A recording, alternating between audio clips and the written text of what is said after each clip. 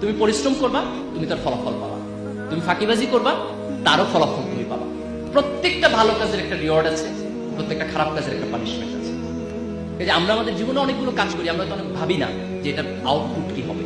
কিন্তু তুমি একটা ছোট্ট ভালো কাজ করো, বিলিভ মি, এই ভালো কাজের প্রতিদান তুমি তোমার জীবনে পাবা। তুমি একটা ছোট্ট খারাপ কাজ করো, এর প্রতিদান তুমি তোমার পাবা, এই জেনারেশনে না হলে নেক্সট জেনারেশনে।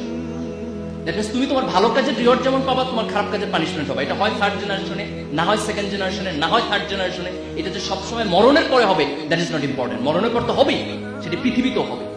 কিন্তু এই মানুষের জীবন যখন এই ধর্মবোধের জায়গা থেকে, অ্যাকাউন্টেবিলিটির জায়গা থেকে সরে যায়, তখন মানুষের মধ্যে কোনো নৈতিকতা থাকবে না, মানুষের মধ্যে কোনো বোধ থাকবে না, মানুষ বেপরোয়া হয়ে উঠবে।